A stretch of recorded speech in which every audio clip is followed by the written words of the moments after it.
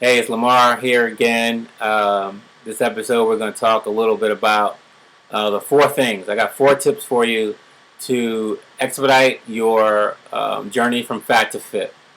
And I'm going to jump right into them. And I'd like your tips what your comments are. Send me those. Like, what tips do you have, things that you do on an ongoing basis that help expedite your journey from fat to fit? So I want to say that before I begin, and now we'll go on to the tips. First of all, read. Yes, read. Read. Go out there. Read things. Read different things. Um, if I were to give you one specific tip about reading, I would say read less of the popular magazines and try to read at least one book on the topic the topic of weight loss and fat loss before you go and make a bunch of decisions. Because if you read the popular magazines, you're going to get a lot of confusing things that I think aren't necessarily going to give you the fundamentals you need. At least if you read a book, you can make a decision on whether or not that book adequately covers the topic for you and whether or not it makes sense. Magazine articles, by the very definition, a lot of times can't give you the background that a book will.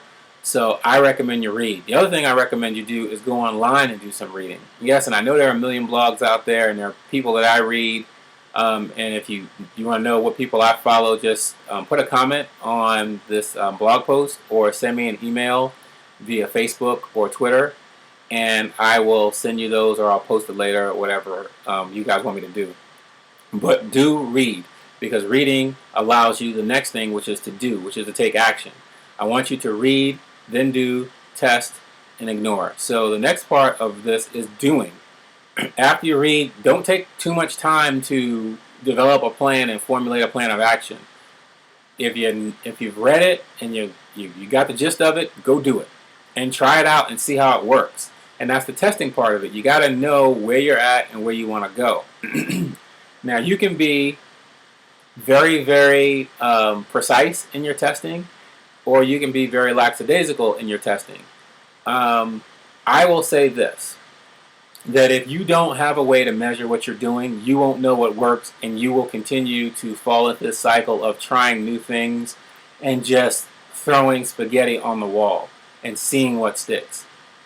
If you're going to be very precise and you're going to take, specific body fat measurements and specific weights and calipers and stuff like that, that's fine. Then do that. For those of us who were really, really obese, that had a lot of extra body fat, it's simpler for you to just have a pair of jeans or some clothes that you can dress, a skirt that you can use as a reference point and say, wow, I am getting better. My body fat is falling. My body composition is changing. You can use that as a test.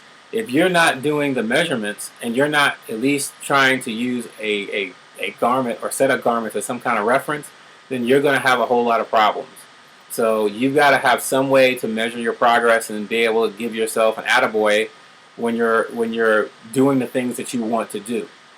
And the fourth one is ignore. You're going to have to ignore some things. You're going to have to ignore people that are well-intended but don't truly understand what you're trying to do. You're going to have to ignore conventional wisdom in a lot of cases, because the conventional wisdom, I believe, has gotten us to be pretty darn overweight as an American nation, and other Western civilizations are following closely behind. So you're going to have to ignore some things. And knowing what to ignore comes from being able to test what you've done. If you don't have an ability to figure out and test what you've done, then you're not going to know what to ignore. So do some reading. Don't read too much, right? Read what you need to read and then start doing something. Once you start doing, make sure you have a way to test the effectiveness of it and give it some time. I mean, if you're going to change something and expect an immediate change in a day, then that's not reasonable. Give yourself 3 weeks to a month to see what the effect of whatever your change is you're doing, and then make some decisions on how you want to move forward. So read, do, test, and then ignore the things that simply don't work or are not really particularly good advice, and you'll find that out by testing. That's the only way to do it. Sorry, I mean, there's social proof and other stuff, but this is the way that you will develop a system that works the very best for you. Read, do, test, and ignore. What are your tips? Let me know. This is Lamar Johnson.